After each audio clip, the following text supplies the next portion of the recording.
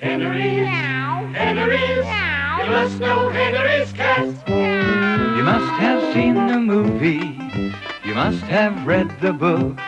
He's a mellow yellow feline, so take a second look. He knows everything about nothing, and not too much about that. So if you know someone who knows what he knows, then you must know Henry's cat. Henry's cat was watching advertisements on television. The first one he saw was for Tasty Paste. Eat your rubbish, there's no waste, just sprinkle it with Tasty Paste. Ow, what a brilliant idea, thought Henry's cat, and wondered why no one had thought of it before. The next advertisement was for a washing powder. This is new wishy-washy, with added hyperactivated decalcified paratrioxy bicarbonate of soda, as used by spacemen, film stars, dog trainers, and lavatory attendants. We will now test it along with Brand X on 2 identical and otherwise similar shirts covered in certified dirt, grease, and grime. Here is Brand X shirt. It is even dirtier, torn, ripped, and inside out. But with wishy-washy, the shirt is super clean. Buttons replaced, ironed, and packed ready to wear, with added underarm deodorant supplied absolutely free. And that's not all, folks. Collect the labels from 3 packets and you get a signed photograph of Shakespeare, a matched pair of reversible plasticine earrings, a left-handed screwdriver, a wind-up reciprocating toy rabbit with accompanying wind-up carrot, 2 tickets to Alaska in the off-season, a rubber corkscrew, and a large pack of second-hand tea bags. So hurry, hurry while stocks last. Wish away your wash day troubles with magic wishy-washy bubbles. It only takes you half the time to banish dirt and grease and grime. Henry's cat thought that was a very good advertisement, especially the song that went with it. Well, at that moment, Chris Rabbit arrived. Henry's cat asked Chris how they did the songs for the advertisements. Oh, it's easy, it's easy.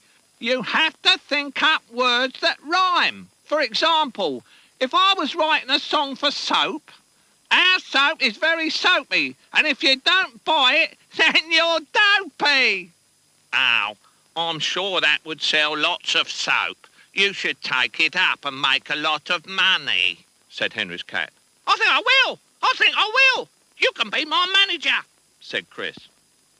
It seemed a very exciting idea. Henry's cat then went home and wrote down all the names of the television companies and sent them all letters which said, "Oh, dear sir or madam, my client, Chris Rabbit, is very good at jingles. Please send us lots of jobs. Yours very jingly, Henry's cat." Well, the very next day, Henry's cat got a reply saying, "Dear Henry's cat, we sell penknives for Boy Scouts. Could you do a nice jingle for us? Yours in anticipation, Cyril Chipper." They immediately got on their bike and went off and met Mr. Chipper himself. "Oh, hello, I'm Henry's cat, and this is Chris Rabbit, jingle writer extraordinaire." "Hey, I'm glad to meet you, I'm sure. We've been having very bad time with our penknives, we have. Do you think you could sell them for us?" Oh, yeah, leave it to me. Just leave it to me. Well, Mr. Chipper was convinced. He gave them a bag of chocolate buttons on account and booked a TV studio for them. A few days later, Henry's cat and Chris Rabbit sat down to watch their television advert. They laughed when I sat down to play, but their laughter soon turned to amazement when I smashed up their piano with this chopper. It was all with the help of this, which is not only a proper chopper, but a supersonic Boy Scout's penknife. You just hold it and unfold it, it's a hammer and a spanner you can use in any manner. It's a knife and a fork and a thing for pulling corks, and it cuts and it saws and it even opens doors. It's for scraping and for filing and for doing bathroom tiling, and it opens tin tomatoes.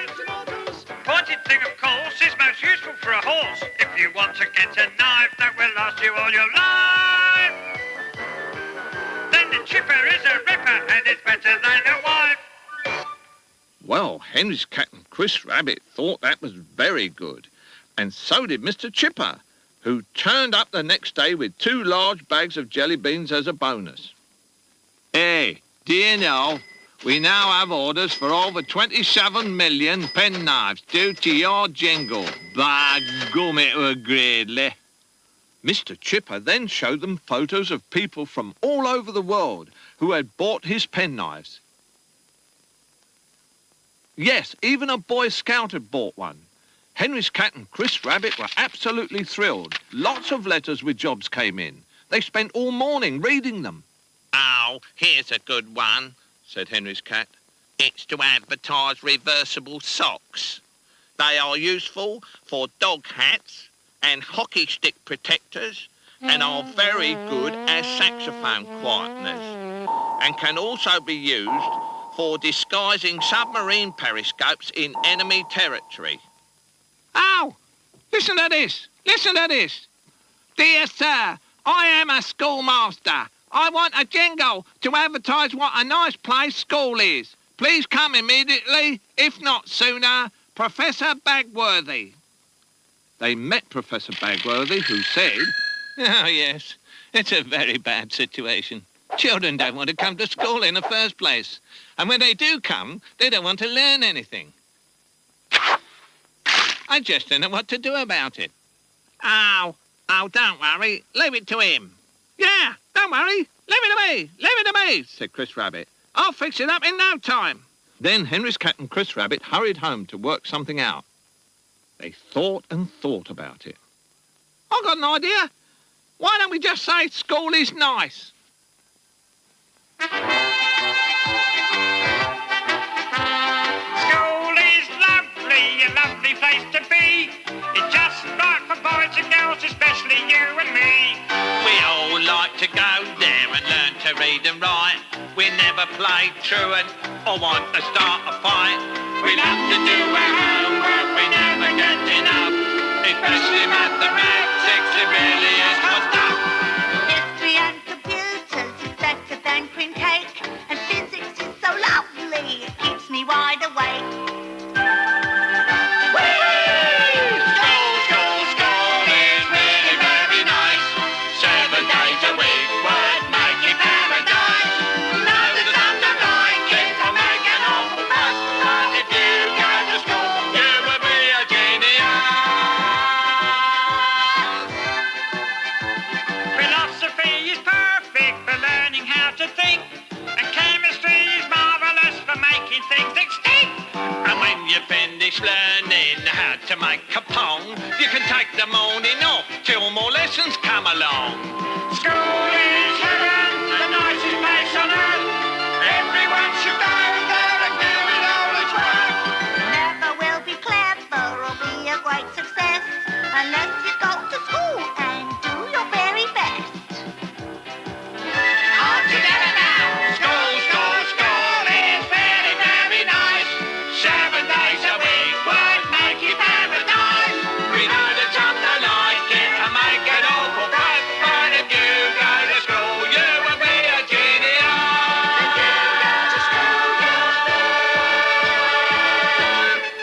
A genius.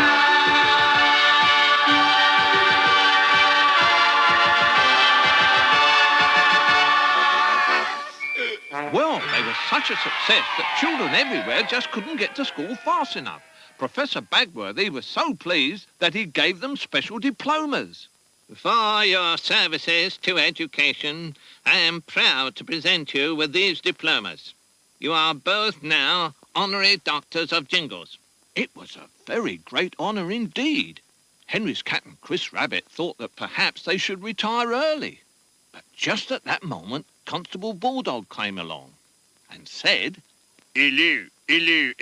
Are you the aforesaid and hereafter Henry's cat and Chris Rabbit?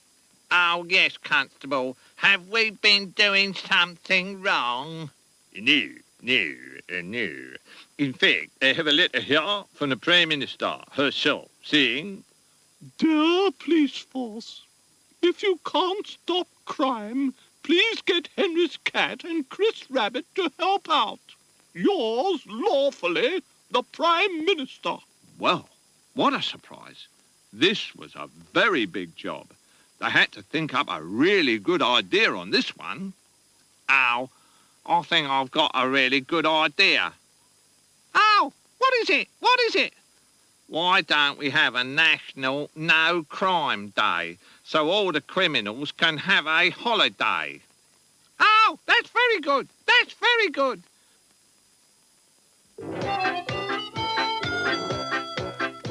Hello. Hello, hello. Now I'm a Bobby on the beat.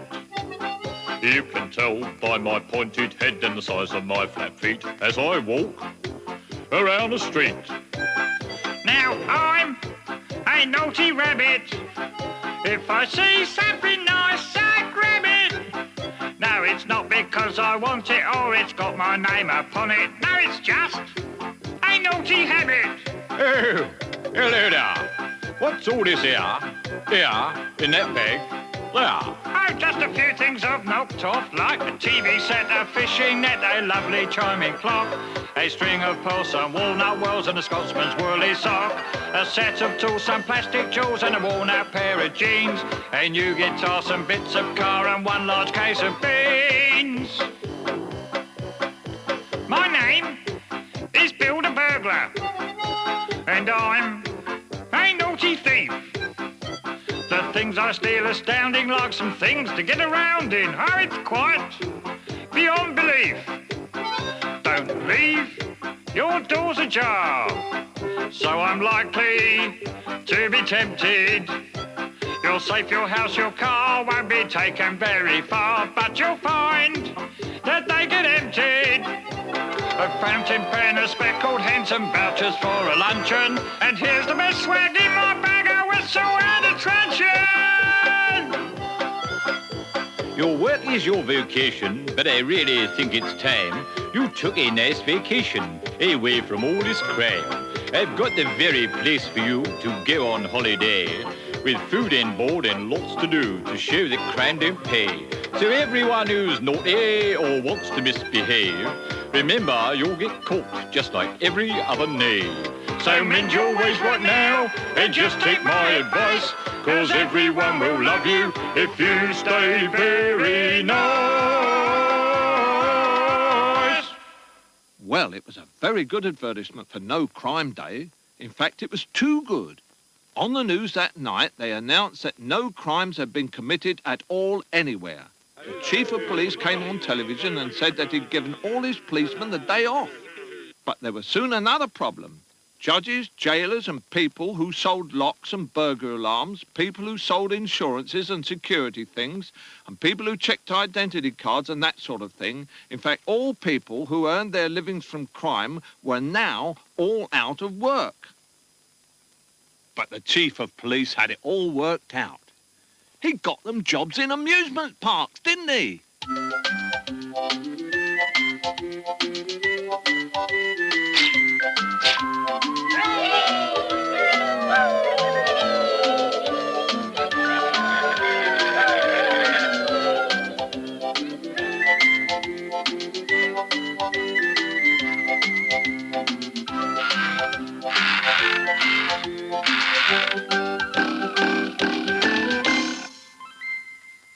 Well, they like working with children much better than working with criminals. Oh, well, they always say crime doesn't pay, said Henry's cat. Oh, it does if you write jingles about it. It does if you write jingles about it, said Chris.